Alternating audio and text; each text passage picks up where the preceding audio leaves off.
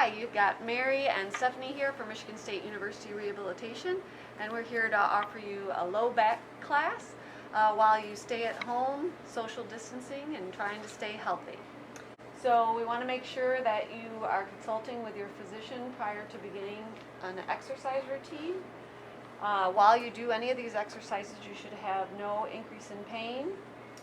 For a more personalized or specific routine, please seek a qualified physical therapist or other medical professional. There are many types and causes of low back pain. Today we will address two of the most common types. The first one is compressive low back pain. The location of compressive low back pain is the central low back, right above your pelvis at the waist. Usually the aggravating factor or cause is poor posture, tight hip flexors, a sedentary activity level, or poor core control. The second type that we're going to talk about today is sacroiliac pain. SI pain is located right or left side of the pelvis, sometimes both, right at the dimple in the lower area, just beyond the lumbar spine. Usually its aggravating factor or cause is a muscle imbalance, meaning one side is tighter or looser than the other, a fall, or you've just completed prolonged flexion or bent activities such as gardening, shoveling, lifting, or poor seated posture for a prolonged period of time. So here are the exercises that we want you to do. You can do it on a duration or reps, starting something very easy such as 10 reps or 10 seconds, and then progressing from there. First we have our Transversus Abdominis. Our Transversus Abdominis is like our corset for our lumbar spine. If you imagine those support wraps that you see in some of your more industrial stores like Home Depot, Menards, that's what our internal Transversus Abdominis control does. So all you want to do is make sure that your sternum is lifted and then just draw your navel in towards your spine. That's it. You've just contracted or tightened your corset. So out, you let your belly pouch out. That's wrong. We don't want that. Tucked in, navel's in towards your spine. So you should be able to breathe and talk comfortably when you're doing this. You can also practice this in the seated position. So again, that sternum's lifted. That's bad posture if you let your sternum just slump. And then good posture, you lift up at the sternum and then draw that navel in towards your spine. We're going to show you the side view. Slumped, right? And then up nice and tall, and then draw that navel in towards your spine. It's very easy to let your transversus abdominis relax when you're in the seated position, especially if you're working from home or spending more time in your chair than you normally do. Just draw that navel in towards your spine, and that can help to control your spine. Okay, then we can do it in a hands and knees position or a 4-point position. If you're really having a hard time figuring it out, you let your belly just kind of fall to the table or the floor, and then contract that transversus abdominis. You draw that navel in towards your spine. Notice that we're not rounding the back like the cat-camel position that you might do in yoga. This is just drawing that navel in towards your spine, providing some stability to the normal curvatures that you have. Now we're going to have you go onto your back.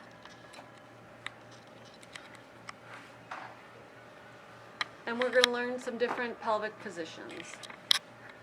First we have what's called the pelvic clock. If we palpate where our little bony spots are on the front of our pelvis, that's going to be your markers for what position your pelvis is in. If you pretend like you're laying on top of a clock, 12 is up towards you, 6 is down towards your feet, and then 3 and 9 are your sides. If we bring that belly button towards that 12 o'clock or up towards your nose position, the pelvis tilts backwards, your spine flattens into the floor or the table, and you have that navel in towards your spine. What we don't want to have happen is if we relax back to a neutral position, when we go into that 12 o'clock, we should not see your belly pouch out towards the ceiling in order to gain that pressure, abdominal pressure. Can you show us the wrong way, Steph? Yeah, so see how her belly pouches out to it? She doesn't have much of a belly to pouch out, but some people will use the salvo or bearing down position to try and get to that 12 o'clock or posterior tilt position. We do not want you to do that. If we go towards the 6 o'clock, we're going to arch our back, and then that pelvis drops towards your feet. So right now we're going to have Stephanie just rock slowly and comfortably from 12 to 6, 5 times in a row. At no point, again, should you have any pain with this exercise. It's 1,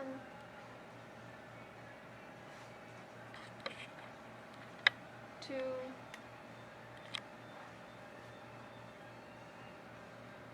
3, 4, 5.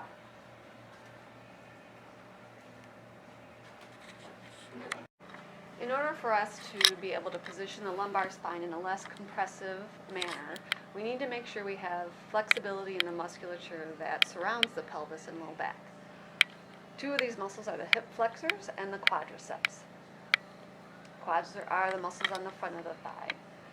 So an easy stretch for the front of the legs is called the hip flexor matrix. So we're going to have Stephanie put her right foot up on the step.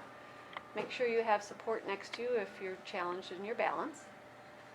We're going to have that pelvis slightly towards the 12 o'clock position so that we're bracing our back and we're really able to focus on the muscles on the front of the leg.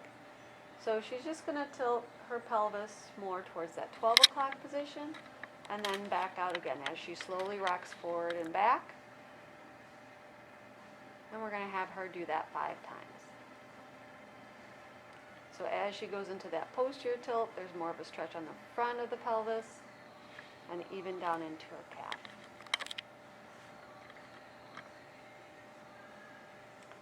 And then because musculature isn't just running in a straight line, we're going to make sure that we get that stretch or that tissue tension relief in 3 planes of motion. So we just went front to back or sagittal. The next 2 planes of motion will be transverse, which is rotational, and frontal, which is side to side. So we're going to have Stephanie move her pelvis in a transverse plane, winding that tissue up and releasing it.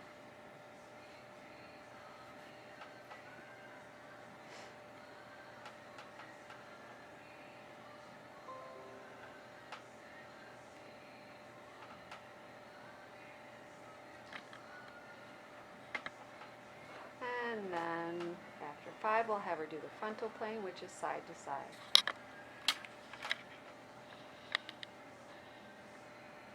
You might notice some fatigue in the leg that you're standing on, and that's okay. If you need to, you can alternate legs in the different planes of motion that we move them.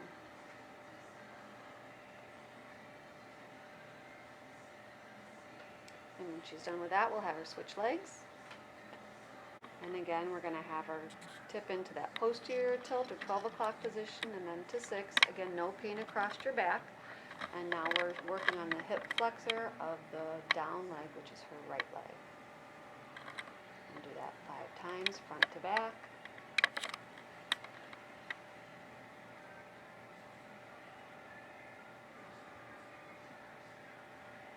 And then rotational or transverse plane.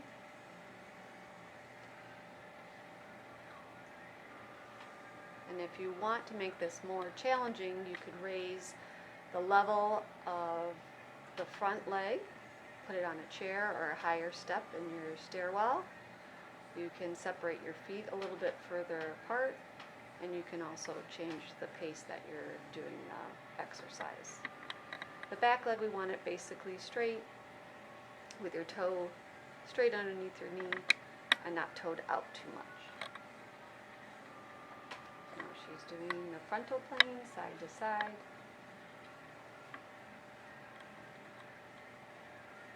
This way the hips can take the mobility and you don't have to overwork the lumbar spine.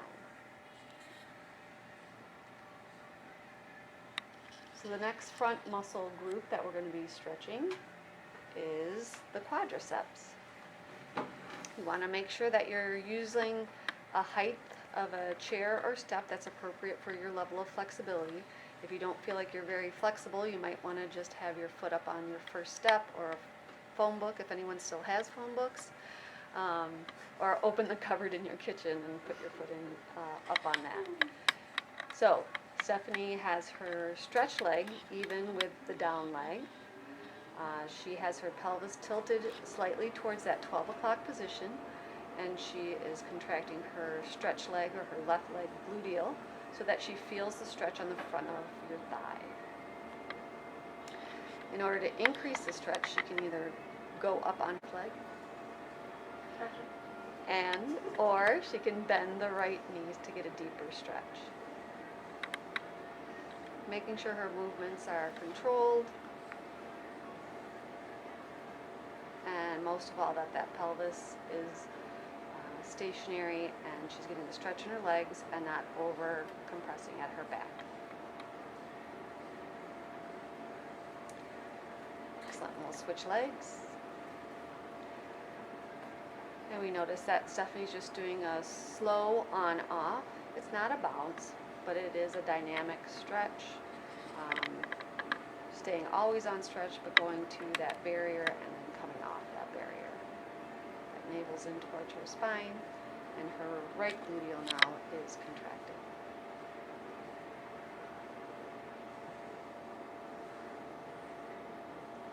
And this should feel good. Sometimes if you have the height of the chair behind you too high, you'll get a hamstring cramp. Just go to a lower surface until your body gets used to putting you into that position. Another muscle that can influence the behavior of the SI joints or sacroiliac joint in the low back is commonly just referred to as a piriformis.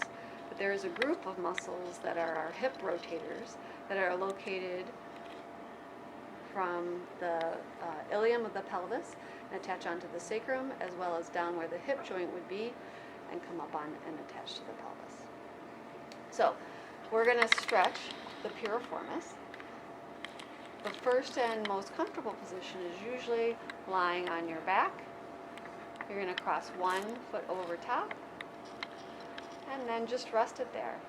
If you want to add some extra energy or force to push your knee, left knee, the stretch hip, towards your other foot, you can do that. And then because there are a group of muscles that are the hip rotators, you can also bring that knee towards your opposite shoulder to get a different sort of stretch. The stretch should be felt in your back pocket. You should not get a pinch in the groin or at your hip flexor. Now you want to hold 5 to 15 seconds. You can go on and off like Stephanie is between the two directions for a total of 15 to 30 seconds, and then we'll switch legs.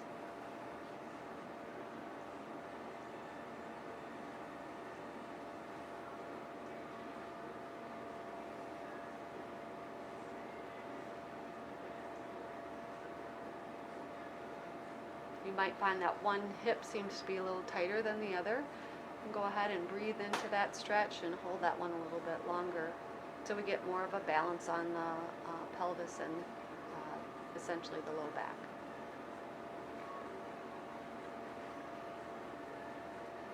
Again, there should be no pain when you do these exercises. It should just feel like a really good stretch, and you should probably feel better after you finish. So a more aggressive manner of stretching the hip rotators or piriformis is a yoga position called pigeon pose. Here we would get on hands and knees on the table. We're going to have the leg that you're going to stretch, the knee directly underneath your belly button,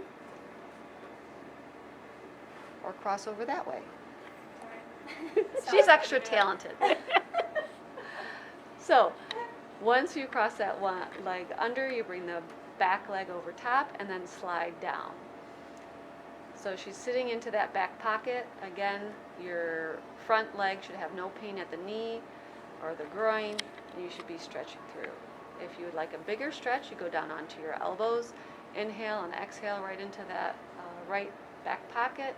You can slowly roll on and off to get a different level of stretch. And again, we'll do that 10 to 15 seconds before we switch to the other side.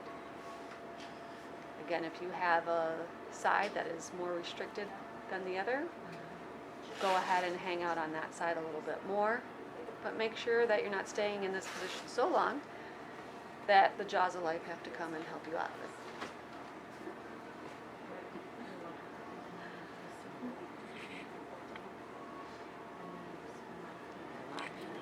On and off of that stretch.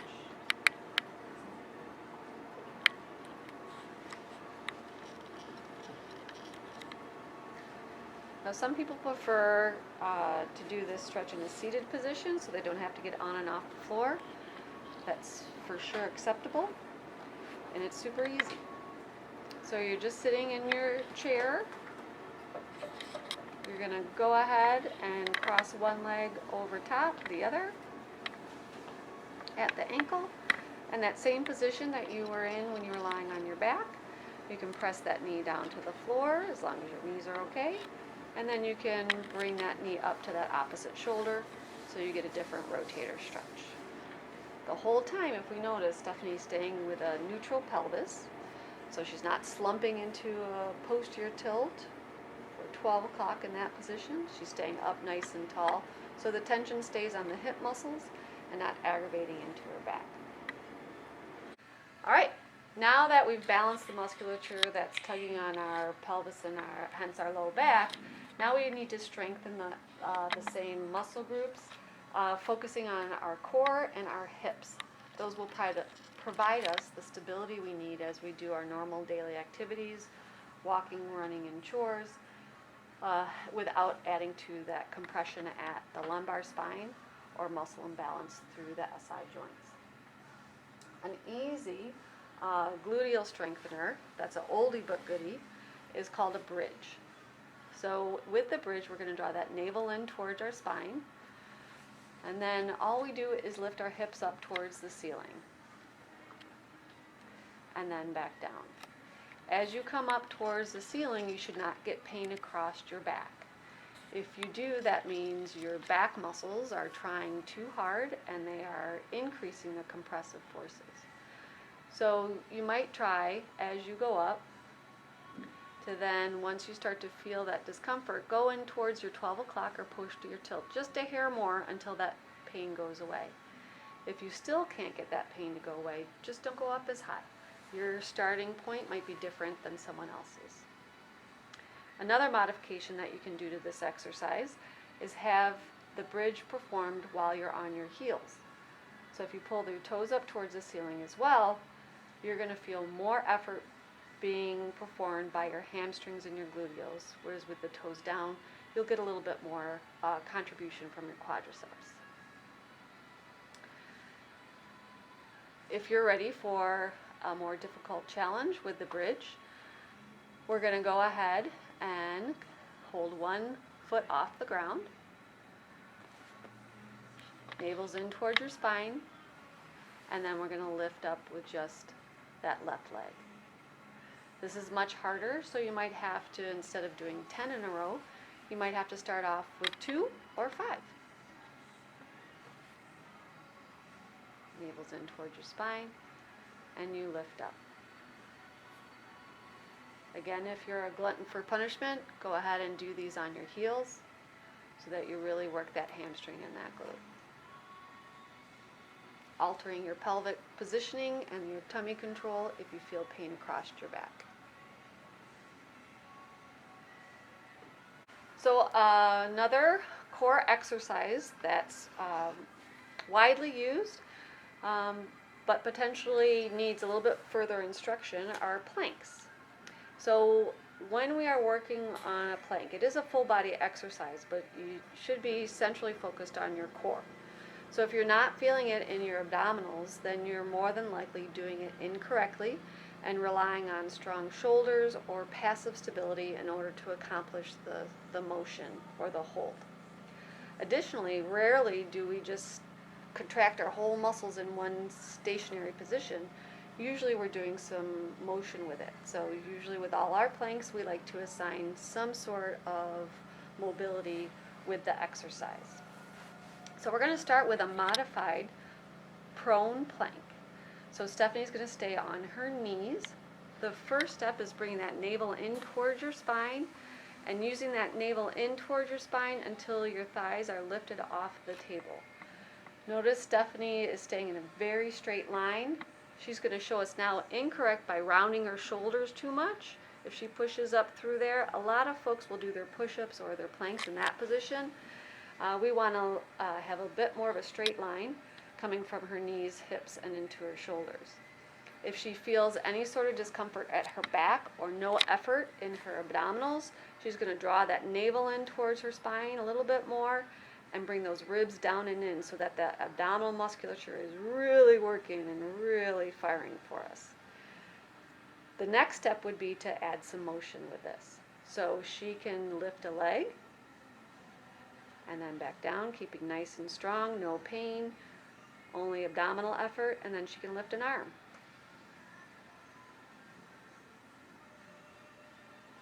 All the while just maintaining that core control. An acceptable chunk of time might be 10 seconds for a hold or 10 repetitions of an arm or leg motion. We'll let her rest for a little bit. If you would like to make the exercise a bit more challenging, we go to a full plank. Again, noting that Stephanie's spine is straight, she is not rounded through her thoracic spine or lumbar spine, and that navel is drawn in towards her spine, ribs drawn down and in as well. So once she's comfortable with this position for a certain amount of time, we can again add some mobility. So she could lift a leg, and the other leg, an arm, another arm. It's a baby lift. Good. Make sure you're starting at your successful point. So if you can't get to the level where you're in a full plank for more than 10 to 15 seconds, you should probably stay at that modified plank, which is on the knees. Now, using that information of the navel in towards your spine and a neutral pelvis, we're going to transition to a side plank. Again, we'll start with the modified position, making sure that the shoulders, hips, and knees are all in line, that the pelvis is not too far back of the knees. Otherwise, you're going to be using the wrong muscles to accomplish the side plank. The navel's in towards your spine, the shoulder is tucked, and she's able to lift her hips up off of the table. This is usually done better on the floor. If you don't have one of these tables at your house, the bed is usually too squishy. So, navel's in towards her spine, she's lifting up, the hips are reaching towards the ceiling, and then again we can lift the leg up, top leg, knee bent first, and then to make it harder, knee straight. The longer lever makes it a bit more of a challenge, but you can also modify it with the knee bent to start at your successful spot. A full plank, again, is basically the same level of effort as a full plank in the prone position until you lift that top leg. So, you're going to come up, lift the hips up towards the ceiling after you draw that navel in towards your spine. Navel's in. We get that leg that's on the downside nice and strong, and we're going to try to lift that top leg without losing that great bridge prone plank form that you have. And again, you can start with repetitions of the leg lift or a duration of a hold. All right, so now we can progress to an exercise called bird dogs, and some people are familiar with this exercise as a nice back and core control. We can vary it to make it more difficult by the surface that our hands and our knees are on or the support that we have underneath our feet. So in this hands and knees position, if you have wrists that are a little bit fragile or sore, you can hold on to dumbbells or you can go to a fist position like Stephanie is. That navel is in towards your spine. We're going to reach one leg out behind you, and you want to make that reach active. So it shouldn't just be hanging there. You should be reaching as far as you can towards the wall where your heel is, and then bring it back in, and then reaching with the other side. Really reach, reach, reach, so that that lift is active. For extra fun, we add the arms. Opposite arm reach as well. So if she's reaching with her right arm, really elongating towards that opposite wall, and then the other side, All the while that back stays nice and neutral, activated with that TA contracted, navel drawn towards the spine. Now we're going to have the left leg reach out behind and the right arm reach in front. Pause and then back down and switch to the other side. We prefer you to do alternating, switching sides, so that we get more of a reciprocal motion around the spine and strengthening more in how we move through space. If you have a foam roller at home,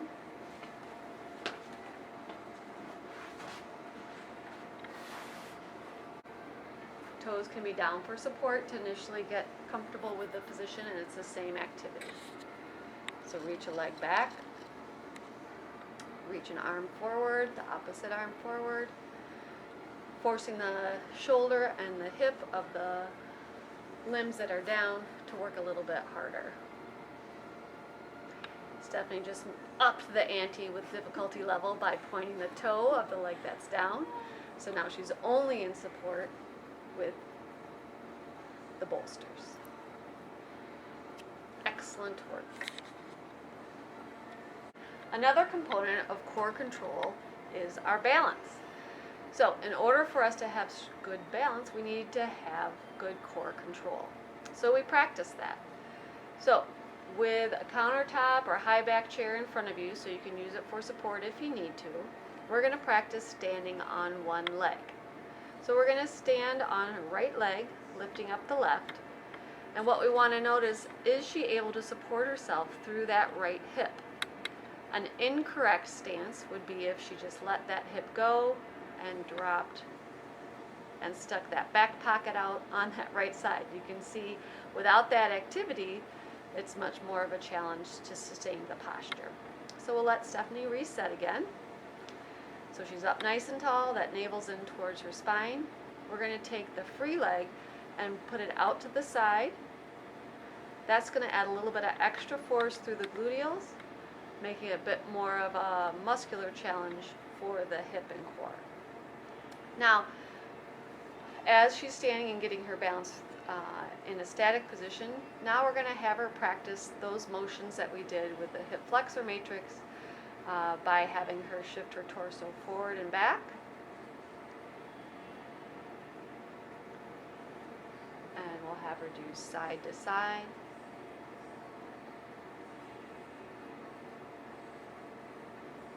And we'll have her do rotation. Really good. So what Stephanie is doing, she is actually changing her sight gaze, which is adding an extra component to her balance, as opposed to just looking straight at the clock while her pelvis moves in that transverse plane. And then of course we want to switch to the other side, nice and tall. Free leg is out to the side like a dog with a fire hydrant. And then we're moving front to back.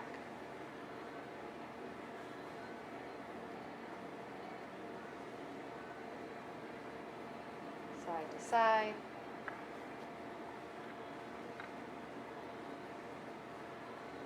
And rotation.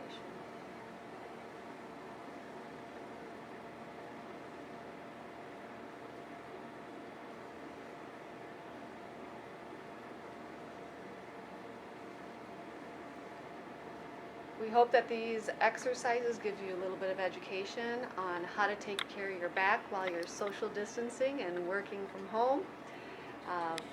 Please contact us at 517-355-7648 if you have any questions, or look us up at rehab.msu.edu. Stay safe, everybody.